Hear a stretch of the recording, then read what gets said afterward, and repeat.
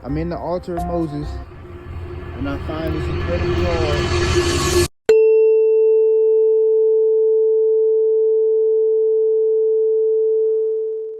Shalom Uberakuv Mishpacha. Peace and blessings, family. So in this video, I want to talk about my expedition to the true Sinai wilderness, the true Horeb that I took back in December. There was also a good friend of mine who was with me named Mel, also known as Aboriginal Truth. Check out his YouTube channel. He has tons of videos breaking this stuff down. He does a lot of good research, and it was just amazing that he was able to come on this expedition. Also, my good friend Steve Huff, he has a YouTube channel as well, The Blessed West. He does a lot of groundbreaking research. He doesn't really have that many videos just yet, but he's working on it. And also my wife, my wife, she was doing a lot of the driving. I was doing the scouting, meaning I was looking out the window. Anything I could see in the distance that, stood out to me that said, you know what, I need to record this. When we were driving through the Sinai wilderness and I seen like a stone circle, oh yeah, that's fire remains. Says, they built a fire, they gathered these stones. I seen charcoal deposits, seeing soil that looked like there was a lot of charcoal in it, or limestone deposits that was really chalky white, because that's evidence of fires as well. I stopped right there, got out the car, recorded, or took samples or whatever. And also my daughter was there with me. You gotta let your children have these types of experiences. It's really good for them.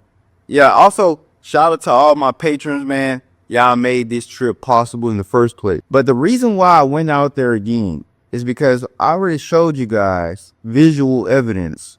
Showed you guys the altar. Showed you guys the water coming from the rock. I showed you guys the land of Rephidim. But in this expedition, I want to show you guys scientific evidence, meaning soil samples. And the altar, I'm going to be looking for phosphorus, nitrogen, calcium, anything that screams, we just burnt an animal right here, right? I also found something that really surprised me in that altar, that really made my trip, that really made me realize, yes, I did not waste my money coming out here. But we'll get to that in the video. Watch to the end. Now, in Rephidim, I was trying to find evidence of ash deposits, charcoal deposits, because, if people were here, and this is an enclosed valley, mountain right there, cliffs, canyons. If there was a lot of people here, we would have extreme amount of evidence of people made fires. People had charcoal, they left behind ash. These are things that we were looking for. We was also looking for, hearth stones, rocks that looked like they were heat treated, heat damaged, rocks that looked like they had evidence that they surrounded fire. These are things that we were looking for in the region, because this is simply more concrete evidence of my claims. So the first expedition, visual evidence. Second expedition, more concrete scientific evidence. So when the children of Israel left the land of Mizraim, they left from their specific region, which was Goshen, and walked past and through the major cities of Mizraim, past Ramses, which is Sukkoth and Etham and Migdal, and then left into the wilderness near Piharu, which means a place adorned with green grass. They probably gave it that name because they left the major parts of Mizraim into the desert, and this specific part of the desert had green grass. From that region, they made it to Yam Suf, which means Sea of Reeds, which was a specific part near the Red Sea, also known as the Gulf of California. And even on old maps, the Gulf of California is still called the Red Sea. They crossed the Red Sea in the most narrow part, which today this whole section is dried up. They then walked for about 2 months until they made it to this specific region, which is the land of Rephidim. In Rephidim, some notable things happened. For one, the children of Israel thirsted, and Moses went into the cliffs of Rephidim. He then smote one of the cliffs of Rephidim. Then waters erupted from the ground out of the cliffs and gave them enough water to drink. As you can see, the rivers, the dried up rivers from this region are still seen from satellite image to this day. Another notable thing that took place is there was a war. The Amalekites came down when they heard of the children of Israel entering into their region. They decided to fight the children of Israel. That being said, it is expected that a lot of the women, children, and elderly, pretty much anybody who could not fight, would take shelter. A lot of them went into the mountains of the region to take shelter. That's a common thing that our ancestors would do whenever they were fleeing from the enemy. They would flee into the valleys. It's a safe spot, especially if there's a war taking place in the open field. So that being said, we're going to go into these valleys and we're going to find evidence specifically of fires, because if they lodged there for, who knows how many nights, they would have had to make fires to keep warm, also to cook the manna. So in areas like this where there are valleys enclosed, on the left side, the right, the front, and the back, terrain like this creates like a bowl. And in that bowl, ideally, you should still find evidence of ash, charcoal, fire, hearthstones, etc., to let you know that yes, there was a mass amount of people there kindling fires in the region. That's one thing we're going to be looking at. So, what does the name Rephidim even mean?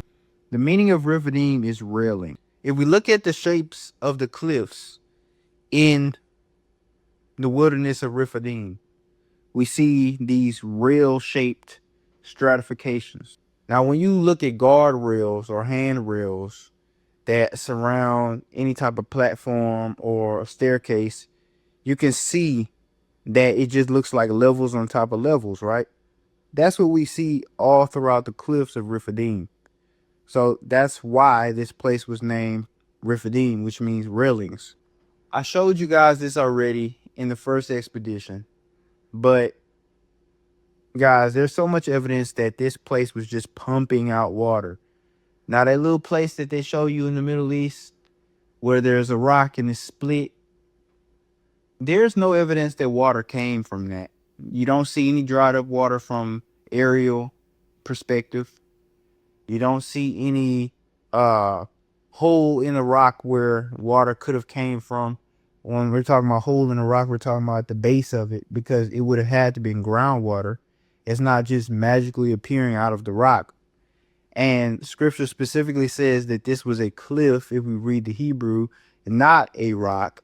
So that being said, when we look in the cliffs of the land of Rephidim, we should expect to see evidence of water, ancient water flow, not just water flow, but forceful water eruption from the actual cliffs.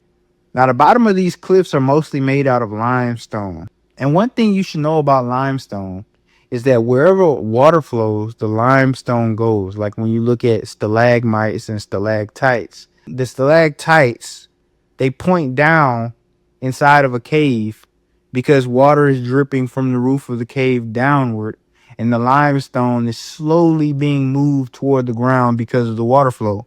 It's the same thing happening here with the limestone talus that can be found in Rainbow Basin. As you can see, this is clearly the remnants of a waterfall that was moving that limestone for years on end, guys.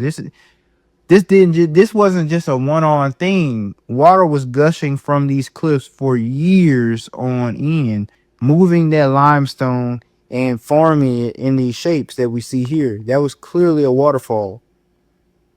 Now, when you look at the cliffs and examine them, you can clearly see plenty of holes and cracks all in the cliffs. You'll always count on the fact that you'll see water erosion imprints in the cliffs. So clearly water was coming from these fissures. And here's another one.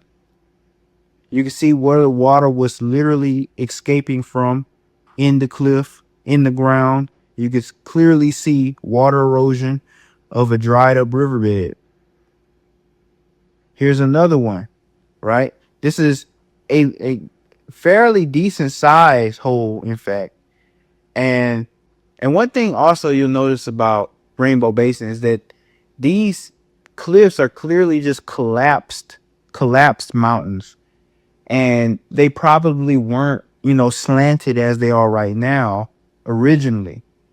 When the Most High made his presence on Mount Sinai, and also when all these waters broke forth from the rocks, that would have, been caused by extreme tectonic activity.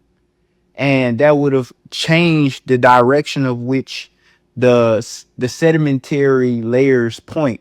So instead of just being horizontal, they start to point diagonally because of a lot of the collapses of the mountains there, which is why I say probably it was named after the children of Israel already left the place, because now they look like staircase railings. I mean, even horizontally, they would look like, maybe patio railings. So there is a possibility that it still had that name. But I believe that the cliffs are diagonally shaped now due to a major collapse that took place both when the waters came out and when the Most High himself stepped on Mount Sinai. It said the mountains surrounding Mount Sinai began to melt. Okay, so when you imagine mountains melting, that means they're collapsing. Okay, the mountains themselves, they're collapsing, the peaks are falling. There's major tectonic activity taking place in the ground surrounding the entire region of Sinai, which we are close to, by the way. This is in the land of Horeb, just like Sinai is in the land of Horeb, so we're not too far away. Now, this is something that you'll see on the trail when you go into Rainbow Basin. This is a towhead, and it's kind of small, but you can see the details of water erosion. Water was literally flowing past and literally showing levels of evaporation. As the water got lower and lower, it imprinted itself in this towhead here. But you can see that the water was always moving. Also, you'll find lots of flint rock here. Brown and black and sometimes gray, shiny, partially smooth stones, very hard. You click them together, you see a spark. That's how you know they're flint. And they're good fire starters, which makes sense as to why I expected to find lots of fire evidence in the region as well. And scripture tells us that the water that came out of a rock of flint. But of course, the word rock really was cliff. So it came out of a cliff that was composed heavily of flint stone, which is exactly what we see here in Rainbow Basin, by the way.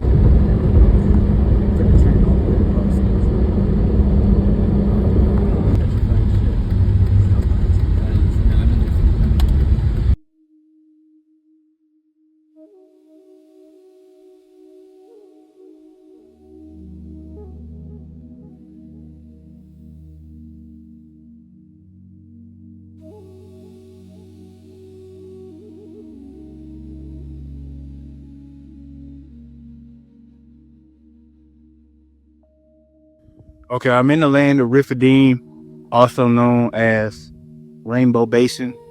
I'm on top of a cliff here. Now, the reason why this land is called Rephidim is because in Hebrew, Rephidim means rails. Now, obviously, you can see behind me, there's all these sedimentary layers in the rocks. And if I go further down throughout this place, you'll see them even more. And if you look right there, they're slanted. It's kind of like the rails of a stairway, right? So that makes sense as to why it's named Rephidim. This is the place where Moses came and struck a cliff with his staff.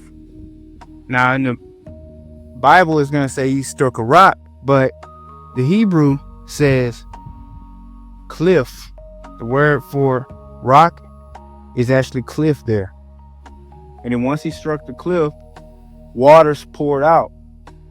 Now, in this region, there's a lot of telltale evidence that water came from the cliffs because it produced a huge river, many huge rivers that collected in Harper Lake, which is a gigantic, now dry lake that would have provided just enough water for all the millions of the children of Israel, as well as their animals, livestock, etc. But here I am, guys. Would you look at that?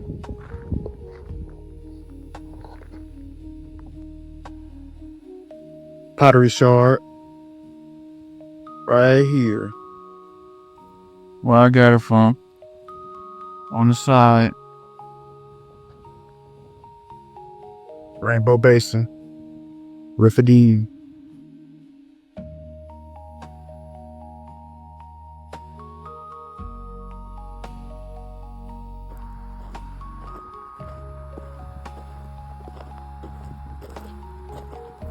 So I want to point out the stratigraphy of these cliffs. When we get to a certain level, it's like straight ash. Now I'm gonna get this tested, by the way. I don't know for a fact if it's ash. I know this is ash. That's ash. As you see, water erosion would have showed the underneath layers of this soil, and we see like this white layer. And what is that? It's like could be chalk like material, could be gypsum type material. Like I said, I'm gonna test it. But then it just gets weird when you see like all this darker coloration along with the white. Like typically when you see white and black together, ash, right? And then we obviously see charcoal right here within the stratification. So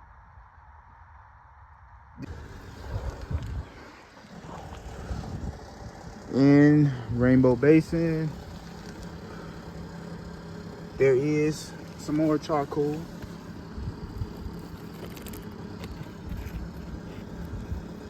This is petrified charcoal, big chunk of it. And there is some ash. I touched it and the surface broke away. More charcoal.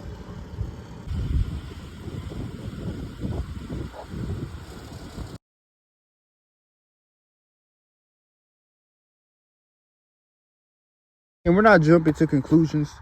We're stating all possibilities. We're intellectually honest. We're not trying to just be conspiracy theorists here. We're not just trying to stick to one thing and say 100%, oh, this is ash from 2 million people kindling a fire because it's cold outside. But let me just say, if that is what it is, that would make a lot of sense. You see the ash even in the mountains, if you look closely. On a cold night, it gets cold out here in the desert. Everybody and their mom would have tried to make a fire for survival. Not even just for survival, but to cook and eat. That being said, you know how much ash that would have produced? You know how much ash that would have produced? You know the wind would have carried that ash far into the mountains. It would have truly been a spectacle. And that stuff would have stayed and remained even to this day because ash doesn't go away. It stays. Charcoal doesn't go away. It doesn't disappear. It stays. So these are indications, you know, that there was a massive amount of people. And like I said, I'm going to have all this stuff tested scientifically. I'm going to take the soil, get it tested, and we're going to see what the results say. You might think it's snow because it's December and I'm wearing a jacket. No. This is some type of natural occurring substance or artificially introduced substance. So we're going to talk about what that could be. This could be a layer of fine gypsum, could be some type of salt maybe, or it could be ash. The reason why I say ash is because we did find some charcoal in this region, and say the children of Israel were anywhere near this region in the Exodus, you would have 2 million people. You have a lot of fires because they would have to keep warm at night. In the desert, it gets cold. They would also have to cook and boil water.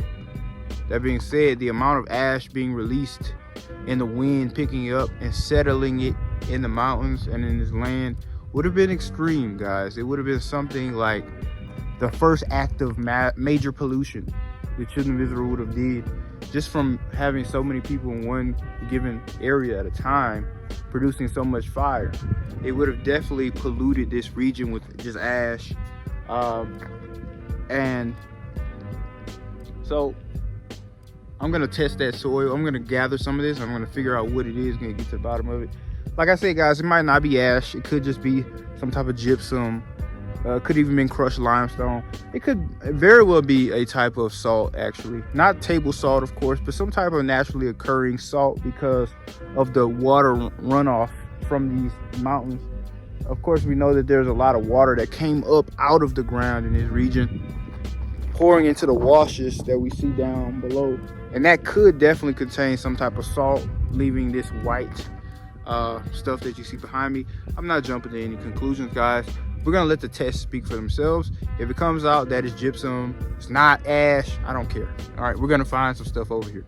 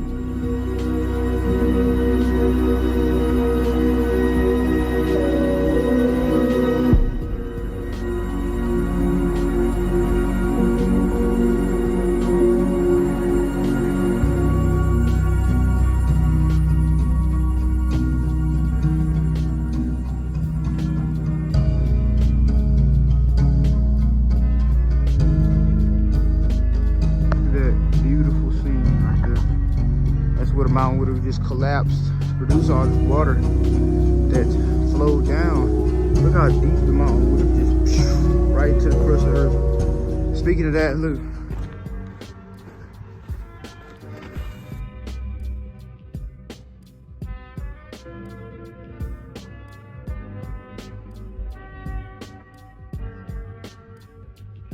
Guys,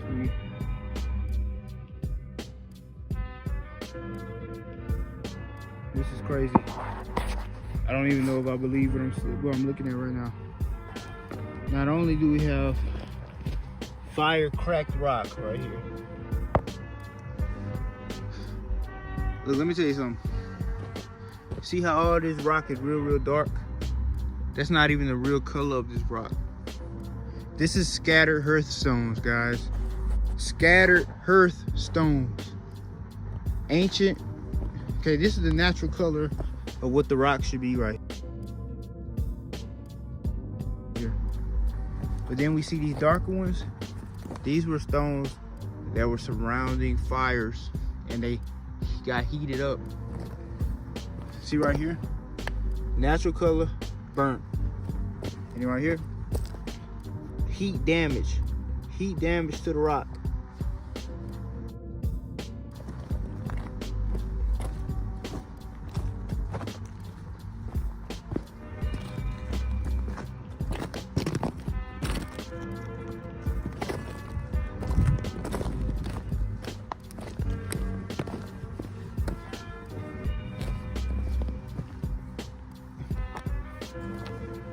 This flint right there.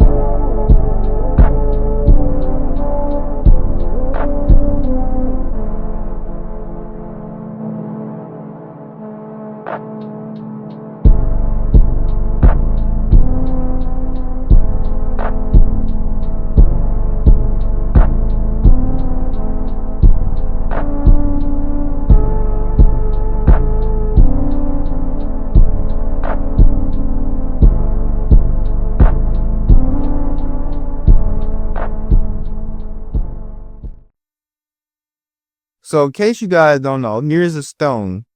As you can see, it looks like a red sandstone, okay? All around, as you can see, no black on it. This is what happens when we introduce a flame to a stone.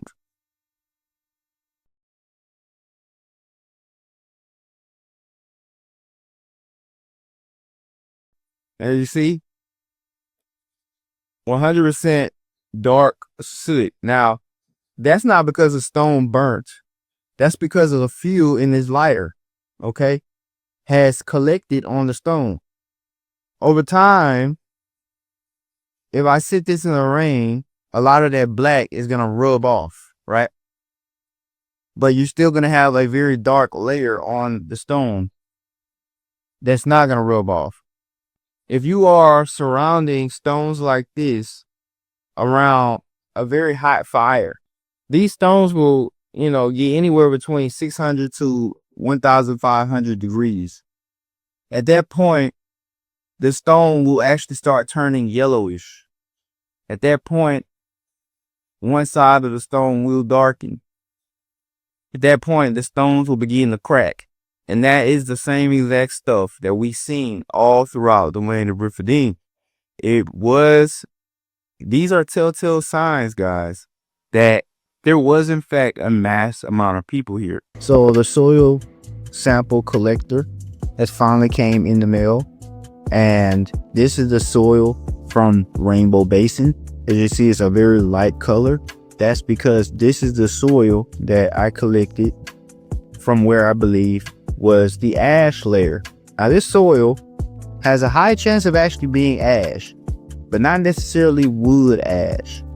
We're hoping that it's wood ash, because if it is wood ash, that 100% proves that there was a mass, amount of people kindling fires in the region. But given the location, being that it's next to a volcano, guys, it could be volcanic ash. And I'm just gonna pour in this vial with this clear solution and a soil absorption pack. They told me to put a full scoop of it inside here, so let's do it.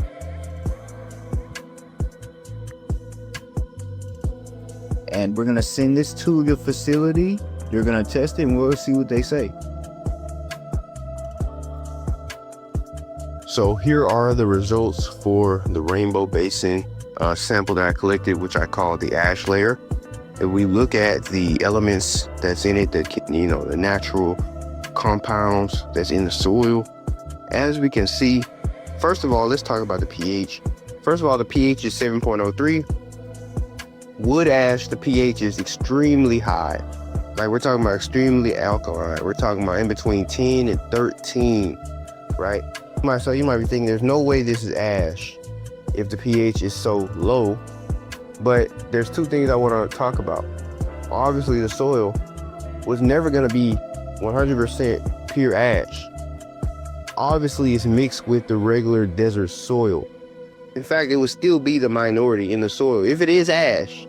The reason why is because if they're kindling fires in the valleys and there's smoke going up, the layer of ash that settled on the mountains and on the valleys and everything would have been so small that it would not be able to collect in a thick, layer of its own.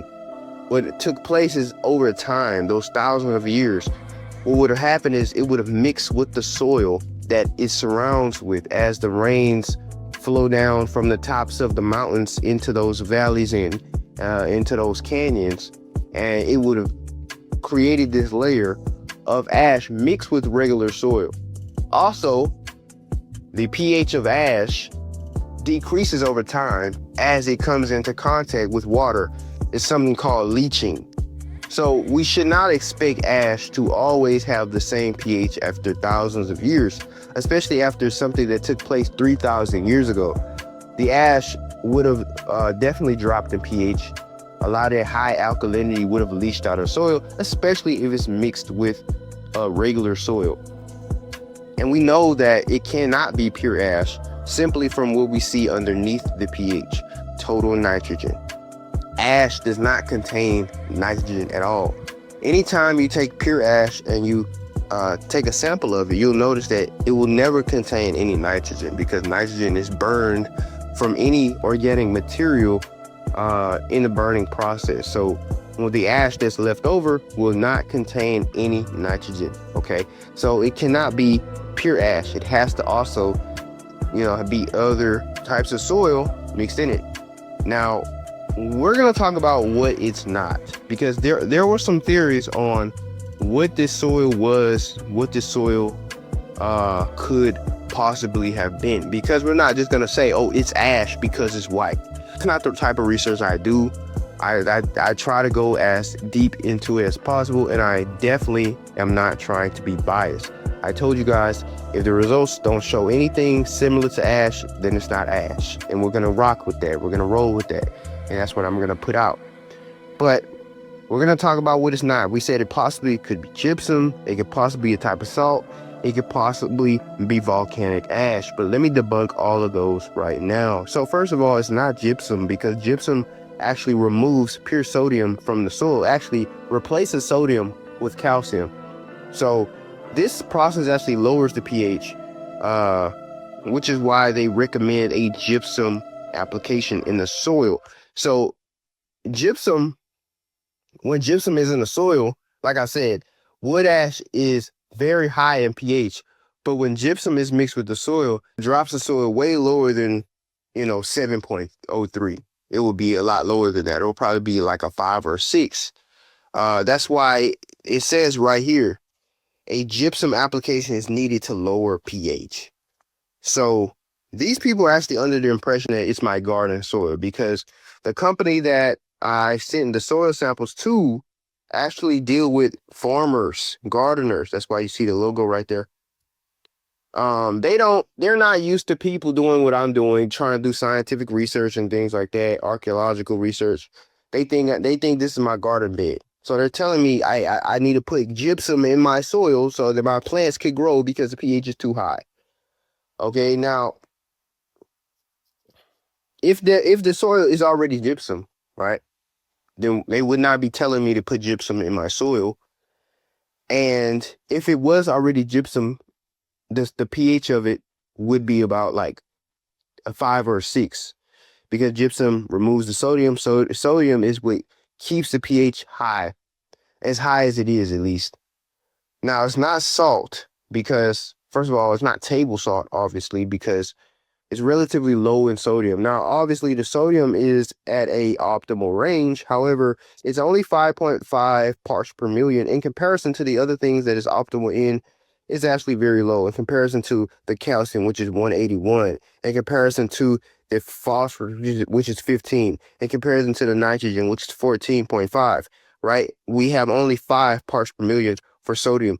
Therefore, it's actually technically relatively low in sodium in comparison to if it were table salt. It's not a calcium-based salt either. So the most common calcium-based salt on Earth will be calcium carbonate. And the reason why I thought it was calcium carbonate is because calcium carbonate is typically found in areas that are rich in springs. Rainbow Basin, right?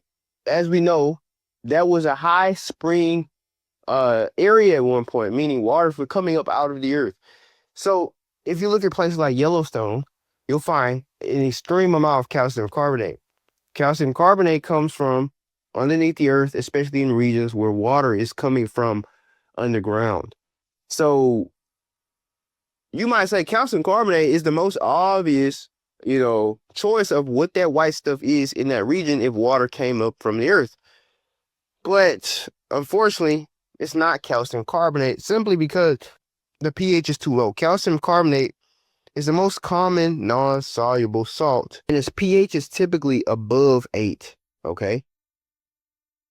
And in calcium carbonate, the pH does not leach, okay, like it would ash. Like ash, the pH would leach as it is exposed to water constantly, right? The pH will drop, okay, in ash, but the pH will not drop in calcium carbonate. It's going to remain the same pH even after thousands of years. Okay, so if this was calcium carbonate, the pH would be, typically above 8, okay? And even this amount of calcium that we see, 181 parts per million, It's still relatively low to say that this is calcium-based salt. Guys, if this was calcium carbonate, if this entire white layer was calcium carbonate, it would not be 181 parts per million. The numbers would be off the charts. Calcium carbonate is typically very high in magnesium, so it wouldn't even be considered low on here. Calcium carbonate is in no way going to be powdery and sandy in texture. Calcium carbonate forms thick layers. We're talking about thick, basically solid rock. When calcium carbonate comes from underneath the ground in groundwater and flows onto land, it solidifies on the surface of the ground. It won't be a thin layer. It will most likely be a solid layer of rock, like chalk rock. Even if it's a thin layer of chalk rock, or you'll see chunks of it. You'll see chunks of it throughout Rainbow Basin if it was in fact calcium carbonate, but we don't see that. It just looks like what I said. It looks like an ash layer. And if it was calcium carbonate, it would not look like that. Now, it's not volcanic ash either. Volcanic ash has high iron and high magnesium. As you can see, low iron, low magnesium. Ignore what I said about a pH. Yes, fresh volcanic ash has a pH of 5 to 6.5, but obviously it would not be fresh volcanic ash. Actually, volcanic ash could have a pH of anything. Volcanic ash can have a low pH or a high pH. It really just depends on what is in the volcano, right? If it has high levels of zinc, if it has high levels of iron, if it has high levels of sodium, that could change the pH, right? So it just depends. That was a mistake on my part. But yes, all volcanic ash has a high level of iron in it. All volcanic ash has a high level of magnesium in it. So if that was volcanic ash in that white layer that I collected, there will be high amounts of iron and high amounts of magnesium, okay? So yes, it's not volcanic ash. So let me tell you what it likely is. It's natural desert soil. So we're talking about just the regular desert soil. That's the majority of what it is. But a small minority of it is ash. What kind of ash? Wood ash. And we know this for a fact. And I'm going to show you how we know this for a fact. Because wood ash is mainly calcium followed by potassium, an almost equal amount of phosphorus and magnesium, followed by sodium, and even smaller amounts of whatever trace elements were found in the wood that burned. As we can see, mostly calcium with significant amount of potassium with magnesium and phosphorus. You know, that is the composition of wood ash. But let's look at the order of these things. From biggest to smallest is going to be calcium, potassium, and then an equal level or a similar level of magnesium and phosphorus. That's very important. Then a smaller level of sodium. It doesn't say that, but yes, you do see sodium in wood ash higher than most other minerals. It just didn't feature it. So you see sodium right there. It doesn't show the percentage of it. But yeah, wood ash is going to have calcium followed by potassium followed by a similar amount of magnesium and phosphorus. Okay, now this is a visual of that. This is the average elemental composition of wood ash. 25% calcium followed by potassium followed by an equal amount of phosphorus and magnesium followed by sodium and other trace minerals. Okay, this is what we get in wood ash. Now those other little trace minerals, we're talking about silicon, we're talking about aluminum, we're talking about carbon as well. They were not testing for those things. It's going to be mostly carbon, silica, and, you know, pieces of aluminum all in this brown section where it says other minerals. But look, this is actually the elemental composition of the Rainbow Basin ash layer. And as you can see, the trace elements were not tested for and therefore not present in the pie graph. Again, there is no aluminum, there is no silica, there is no carbon that they're testing for. But obviously the soil does contain those things because all soil on earth is going to contain silica. If it is ash, it's going to contain carbon. And most soil on earth in general just contains aluminum. So with that being said, Obviously, those things do exist in it, but they just weren't testing for it, so it's not going to be on this pie graph. This is a pie graph from the soil sample that I gave the science lab, okay? And this is what it shows. As you can see, it's calcium followed by potassium, followed by an equal amount of magnesium and phosphorus. That's from the results. As you can see, magnesium 15, phosphorus 15, okay? That's from the results. As you can see, magnesium and phosphorus in wood ash is gonna be around the same. As you see this breakdown of what's in ash, magnesium and phosphorus are gonna be about the same. And as you can see in the Rainbow Basin ash layer, the magnesium and the phosphorus are about the same. But again, it's calcium followed by potassium, followed by an equal amount of magnesium and phosphorus, followed by sodium and the other minerals. We're talking about the minerals right here: iron, manganese, zinc, copper, boron, sulfur. Those other little minerals that's not typically found in wood ash, but is found in it a little bit. That's just due to the other soil mixed with it, and just due to the simple fact that wood ash has those but very little amounts. So as you can see, guys, the Rainbow Basin soil has the same exact elemental ratio that is found in wood ash. The equal phosphorus and magnesium is a key indicator that this is actually ancient wood ash mixed with regular desert soil. Let me show you something really cool real quick. So in wood ash, we have calcium, it's gonna be 25%, potassium 6%. Let's divide 25 by 6. We get 4.1. Right here, calcium 70%, 70.9, let's just say 71, right? And potassium is 13%. So let's divide 71 by 13. 5, okay? So the ratio is very similar. In the average elemental composition of wood ash, calcium beats potassium by 4 times. In the ash layer, calcium beats potassium by 5 times. That's actually really, really close, especially considering the fact that it's not pure wood ash. Like I said, it's regular soil mixed with wood ash. So the fact that they're so close in ratio, guys, is insane. Let's take it a step further, right? Let's divide 25 by 2 so we can look at both phosphorus and magnesium. 12.5, okay? Now let's divide 71 by 6, okay? Like what we seen in the rainbow ash layer. 11.8. So at first we got 12.5, then we got 11.8. Like I said, they're very similar. It's gonna be like one off on all of these. Why? Because first of all, this is average. That's not all. And second of all, this is mixed with other stuff.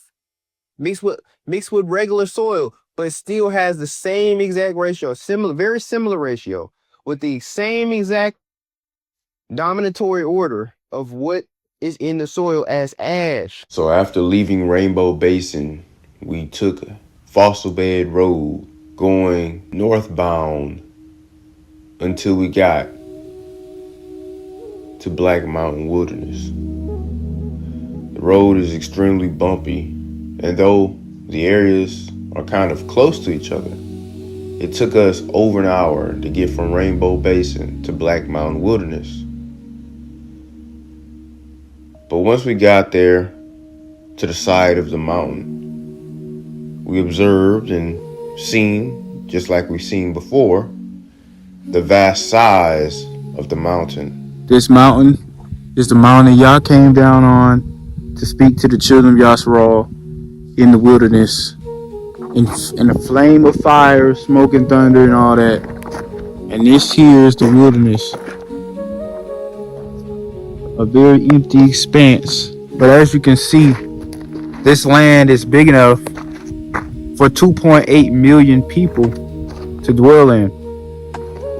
Unlike what we see in the Middle East, it's too closed in with the mountains. No way for the camp as described in the book of numbers to be in, because they were arranged in a specific pattern that won't exist, and if they lived in such a rugged terrain as what we see in the Sinai desert. So this right here is the Israelite camp in the wilderness in the land of Sinai. As you can see, you have 3 tribes here, 3 tribes here, 3 tribes here, 3 tribes here, north, east, south, and west, in the shape of the Hebrew letter Tav. Christians use this to say it's shaped like a cross, but it's just shaped like a Hebrew letter Tav, which represents a covenant. Every single one of these squares that you see, I measured to the precise measurement of how big the camp probably would be. Okay, the minimal size that it would be, actually. And this is 4.5 miles long and about 4.5 miles wide, which means in order for Israelite camp to be anywhere, there would need 20 square miles of empty space, no mountains. And you don't find that in the Arabian Peninsula. You don't find it in the Sinai Peninsula, where the Exodus supposedly took place. Every part of the Exodus where they camped, which is places that I labeled, there's enough space. Like this is land of Paran, Libnah, enough space. Over here, there's enough space. There's enough space everywhere they camped. They had to meander through the mountains, but where they set up camp were places that were open enough for it to fit.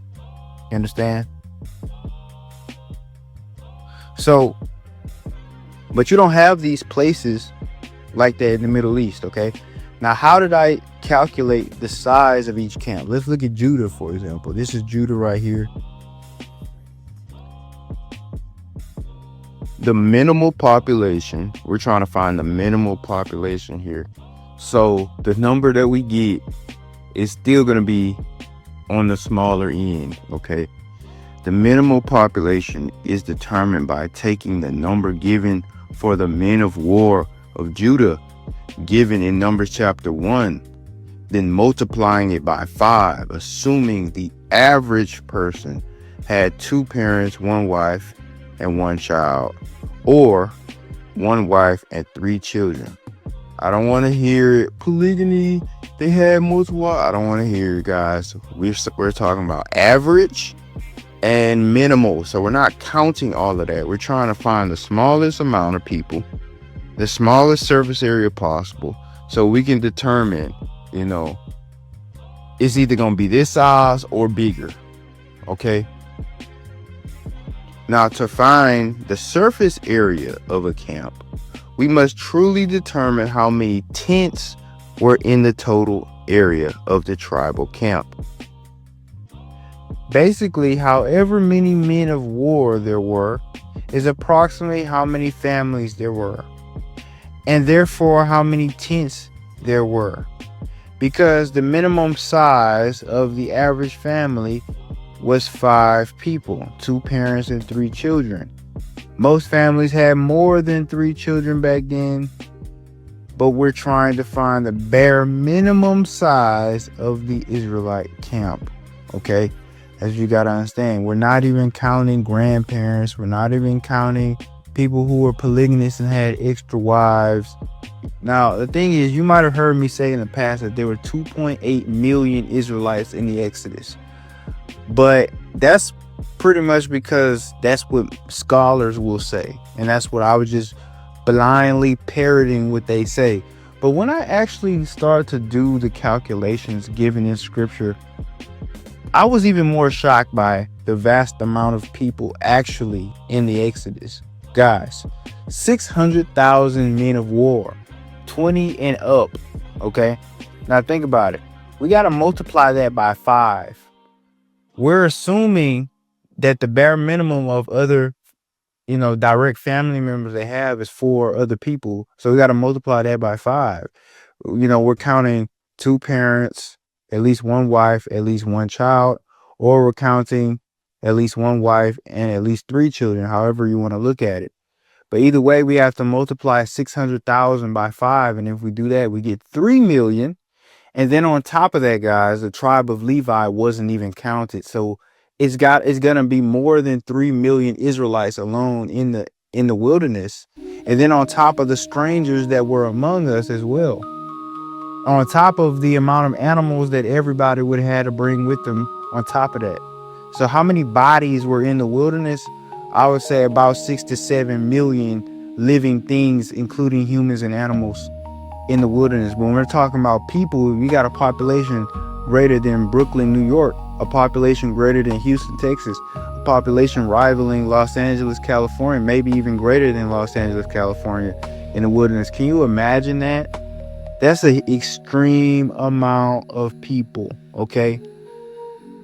But we just need to see the amount of tents. How many tents were in every single tribal camp?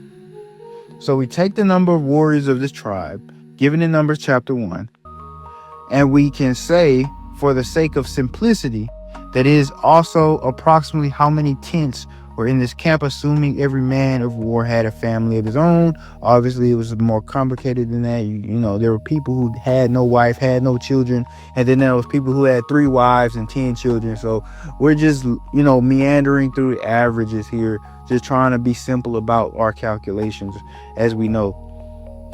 Now, a tent that can hold 5 people would be around 10 by 10 feet minimum and spaced 4 to 5 feet apart from each other to give room for walking, okay? Therefore, the average tent took up an average of 200 square feet if we include the space in between each tent. Now, I understand this is still seemingly unrealistically small, but like I said, this is the minimal amount of space they would have taken up. I'm trying to get the minimal amount of space so we can see the smallest possible size the Israelite camp could have been, so you can really get an understanding that no, these people cannot be in formation anywhere in the Sinai Peninsula or the Arabian Peninsula, which is literally 99% mountain and no flat ground enough for these people to arrange in their array that they were in.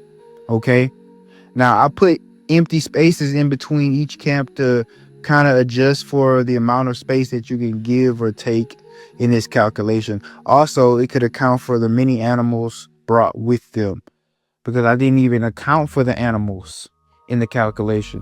You know what I'm saying? So the amount of space that the people took up, guys, would have been pretty big.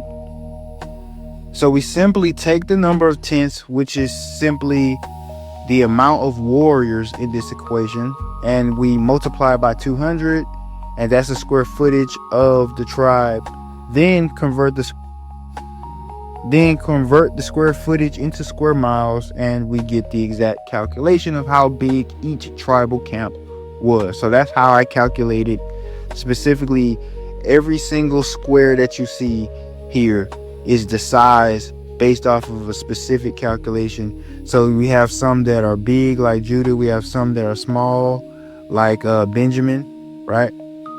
And Levi was the only one that I did not do a calculation for, because of course Levi was not numbered, so we don't know how many Levites there were. So I just gave it kind of like an average size square.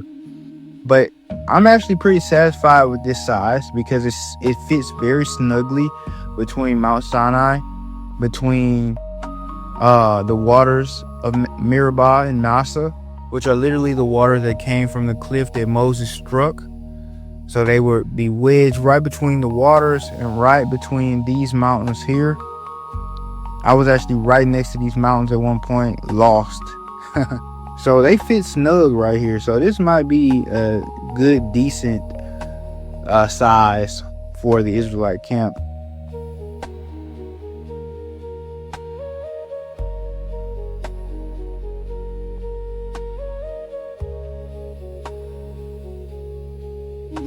Which just goes to show that the Holy Land cannot be in the Middle East, because along the Exodus route, in the Sinai Peninsula or in the Arabian Peninsula, where people say that Mount Sinai was, there's no terrain big enough to fit that many people, as the area is extremely mountainous and gives no available space for that amount of population.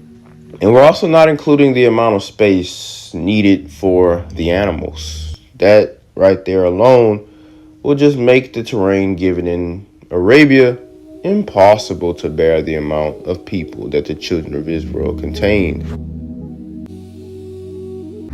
Now, the reason I'm here, unlike last expedition, this expedition I hope to find concrete evidence that there was an extreme amount of people here at one point.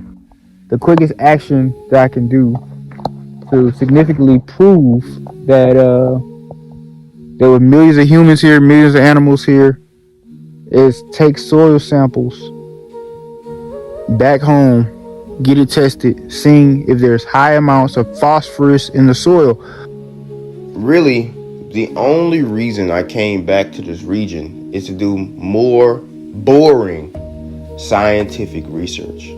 Yeah, we went here last expedition. We found the altar of Moses. We found where the water came from the rocks. We showed the Hebrew writing upon the rocks, even though technically I didn't make it there because I got lost in the wilderness. Luckily, I found a video of a guy who did actually make it to Inscription Canyon, and he basically walked through, most of the petroglyphs, or the most significant petroglyphs, that is. And also, I was able to find the petroglyphs on Google. They're on Google. But I think I'm the first person to realize that this is just Paleo-Hebrew. We showed you the pillar, one of the pillars that remained that Moses built. I showed all kinds of evidence. But this time I was just simply trying to do more boring but also more important scientific research. Simply go there and collect soil samples. Why? Because when you collect soil samples, you can determine what happened on this ground. Meaning if there was 2 million people that would have passed over this land at a certain point, even if they were only there temporarily, right? 2 years, like it says in scripture. So I'm already in Horeb, the desert. And what do I notice immediately? Thorn bushes. These babies right here, right, would have been what Moses would have seen when he entered into the wilderness of Horeb on fire. That would have caught his attention. And the Most High spoke to him through a bush like this. All the plant life, almost all the plant life here has some type of thorn on it. Which is why another name for this region is Sinai. Sinai means thorns, okay? Here we are outside of the mountain, Mount Sinai, completely surrounding this place. As I walk, there's still more charcoal on the ground. See that? Charcoal, charcoal, charcoal, charcoal, charcoal, charcoal, charcoal, charcoal, charcoal. There would have been a lot of fires in this region. And not all of them had stones surrounding them, but they all were burning wood, and they would leave endless amounts of charcoal in the region. And that's what we see when we explore this region. Endless amounts of charcoal everywhere. Like, as far as I come back, I'm seeing more charcoal. And like I told you guys, charcoal is just carbon. It doesn't decompose. It just sits there like a rock. So anyway, we continued until we got into Black Canyon. Here, my brother Mel is with me, Melvin, also known as Aboriginal Truth. And I showed him for the first time the altar of Moses. And we did measurements on the altar of Moses. And the measurements is 9 feet in width and 22 feet in length. And the stones at the bottom of the altar were 4 inches deep underground. But what was very important is we also collected a soil sample inside of the altar to show, if there was truly burnt offerings, even just one burnt offering, there should be phosphorus in the soil. We noticed that the soil was darker inside than outside, and we noticed that the soil inside the altar was full of green plants. It was like the altar was giving life to the area in and around it. Very cool, very poetic. However, when we got in the altar, I seen something that really changed everything. Because some people can say that this was a fort. Some people can say that they built this to trap animals. It is kind of large. Each stone here is larger than my head. So it would have taken an immense amount of strength, time, and effort to construct this thing. So they must have constructed it for a very important reason, at least a reason that was important to them. But now we know exactly why it was constructed. It was constructed to be used for fires. That's why on the inside of the altar, we found petrified charcoal. And when I tell you petrified charcoal, this is different than regular charcoal. This charcoal is hard, and if you drop it on something, you'll hear a thud, kind of like a rock. It is lighter than rock, so I am still very careful with it. But at the bottom of it, it's even the color of rock. It's almost transformed into rock. And at the top of it, it looks like charcoal, showing that it's in the petrification process. And also the stones, as you can see, do show evidence of discoloration from flames. Some of the stones appear darker, some of them appear lighter than normal, which is just evidence of fire exposure. Petrified charcoal.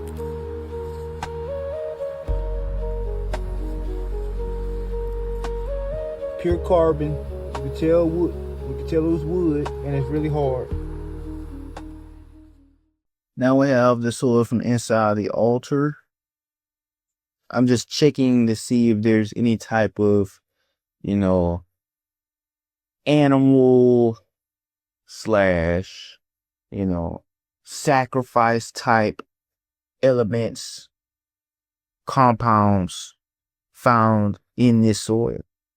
So we're looking for like phosphorus. We're looking for nitrogen.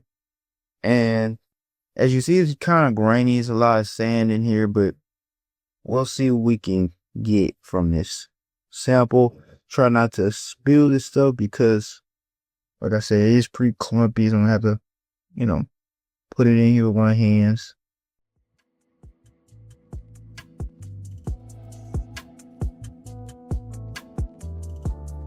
Let's talk about the soil sample that I took from the altar of Moses, which we proved to be an altar of some sort because we found charcoal under it. But now the final test was to see if organic material was burned on top. When I say organic material, I'm talking about animal flesh. Was it burned on top? And this is an actual common scientific, process.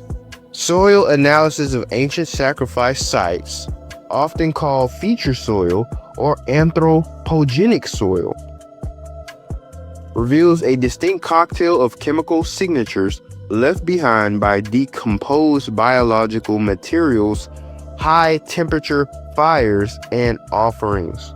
Archaeologists typically look for elevated concentrations of certain elements that contrast sharply with the surrounding sterile or non-cultural soil. In sacrificial soil, in the soil next to sacrificial sites, when we're dealing with ancient places where people used to sacrifice humans and animals, the soil is going to have something in common. The big three, right? What is the big three? The big three is biological markers. These elements show that there indeed was organic material at a high amount in the soil, which shows that there was in fact sacrifices on whatever altar that they were sacrificing on, right? So the big three contains phosphorus, calcium, and nitrogen. Phosphorus, this is the most important marker. Why? Because high concentrations of phosphorus are a primary indicator of bone decomposition, blood, and organic decay. I know I didn't mention it, but also waste, dung, stuff like that as well. It is very stable and does not leach easily, making it perfect for finding ancient sacrificial pits or areas where victims were left. Now, because phosphorus does not leach from the soil easily, we should expect to find phosphorus in the highest amounts. Now, calcium derives directly from bones, teeth, and ash. If the sacrifice involved burning, calcium levels will be very high. It also bonds with phosphorus to form calcium phosphate. Nitrogen, while harder to track in very old sites due to leaching, organic nitrogen compounds are markers of animal or human flesh decay. Okay, so that's the big three: phosphorus, calcium, and nitrogen. This is what we got in the altar soil. So we have an optimal amount of nitrogen, high amount of phosphorus, optimal amount of calcium. It just aligns so perfectly. Now here's the soil from the region in Black Mountain Wilderness, where I believe to be the location of the camp of the children of Israel. A part of it, that is. And we're just gonna see if there's any extra, phosphorus or anything in this soil right here.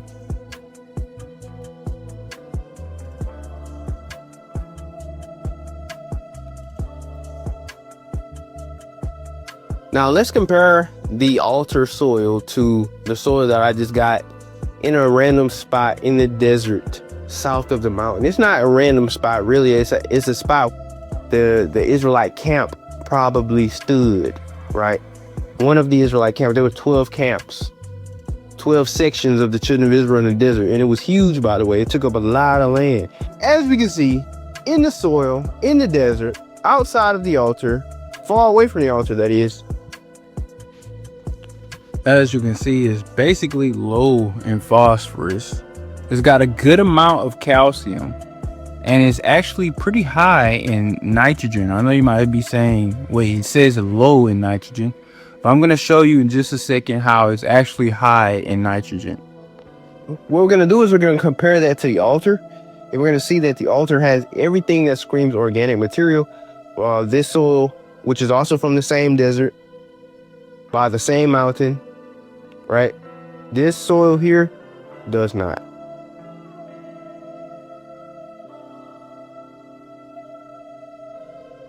If you look at the two charts from the altar in the desert, you see that the nitrogen levels show somewhat of a contradiction, right? So as you can see, in terms of parts per million, the desert actually has a lot higher nitrogen levels than the altar did, but it says low. And I just realized the reason why is because when I sent my soil samples to the science lab, they asked basically what type of plant I'm growing inside of this soil. And obviously I'm not growing any plant, so I just checked off anything, not thinking that it would change anything. Two of them I put corn, and one of them I put beans. I believe I put beans for the desert plot.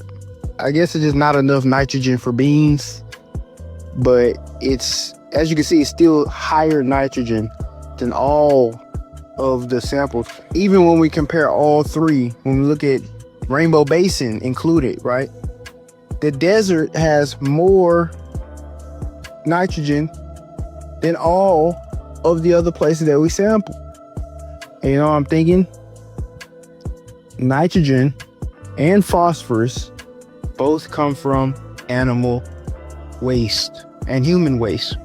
Out here in the middle of the desert, to the south side of the mountain, there's a little phosphorus, actually a very, very small amount of phosphorus, but high amount of nitrogen and nitrates in the soil.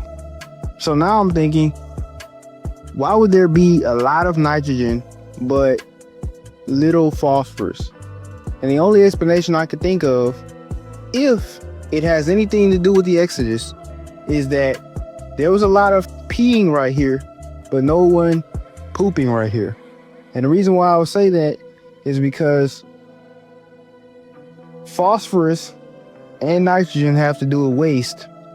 But when it comes to urine specifically, it contains more nitrogen than phosphorus.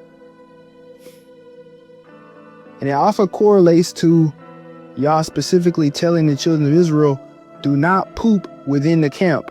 You have to poop outside of the camp. So if I'm actually in an area where the camp was, it would make sense to see high levels of nitrates, but low levels of phosphorus. So that could be an explanation. It also could have absolutely nothing to do with that, but I just wanted to point that out. The next day, we tried to go to Inscription Canyon to see the petroglyphs with our own eyes again. But we should have took the Black Canyon route.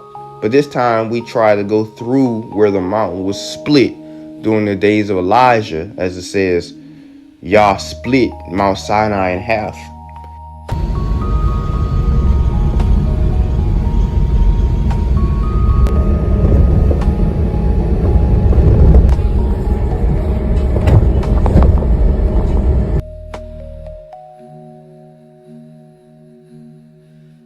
And we went through that split part, and it was so beautiful in that split part, guys. And I'll tell you, it was green and lush, and it looked like we were in another land. It kind of looked like we was in Africa, because the mountain is so huge and there is literally no man that when you look around, it's like savanna and bushland and hills and green land as far as the eye can see, and cliffs, and you look down into the cliffs and you can see a whole rainbow, the top of the rainbow, the bottom of the rainbow. You can see where the rainbow touches the earth. It was very beautiful, but we ended up getting stuck there because we couldn't drive down the cliffs without risking serious problems. That being said, we had to turn around, and we did not get to see Inscription Canyon. We did not get to see the petroglyphs with our own eyes again. And the reason I think this keeps happening is because the Most High simply wants me to go back. Next time I go, I'm hiking. Next time I go, I'm camping out. On the previous days, as I was journeying through the wilderness, Black Mountain wilderness, off the edge of Black Mountain itself, in the desert, that flat land, there were an immense amount of fire circles, immense amount of hearth stones. So many that I couldn't even keep up with the amount that I saw. I didn't take a picture of every single one that I saw, but just know that there were a lot.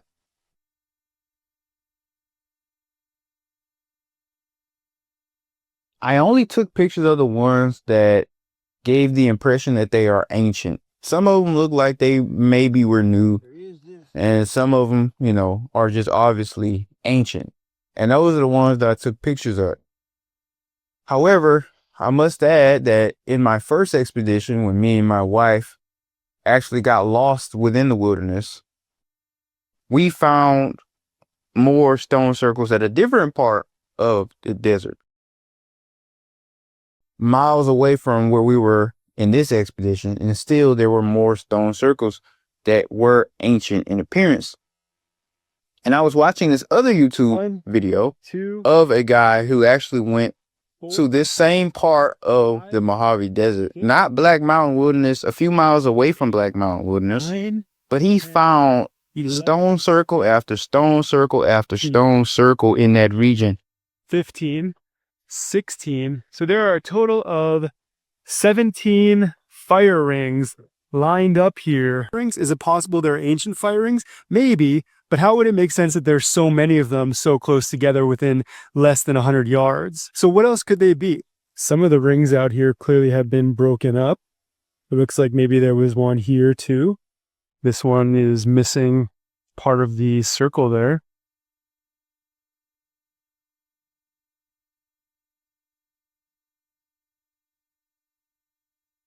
The guy was puzzled. He was like, why would there need to be so many in this spot when one stone circle is good enough for one family, right?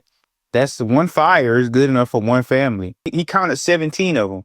Why are there like 17? That's 17 families right here in this one part of the desert for no reason.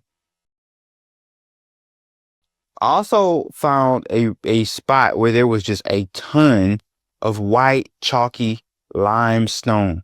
Limestone is normally off-white, like the color of human teeth. But when it is bright white like chalk, then you know it was exposed to fire. And I found an area where there was just a ton of this chalky white limestone. And also in that region, the bushes were equally spread apart from each other. And that kind of shows that, you know, man might have had something to do with this, because the bushes, just like any other plant, are going to grow where the soil has the most nutrients. So what fixed a lot of nutrients into these specific spots equally spread out? And there just so happens to be white limestone in the region. Maybe there were fires right in those regions, and that's why bushes grew into place. As you can see with a lot of these stone circles, you'll see bushes growing right in the middle of them, because these spots are perfect for the growth of plants. You know, fires fix nutrients into the soil, and it just makes a lot of sense.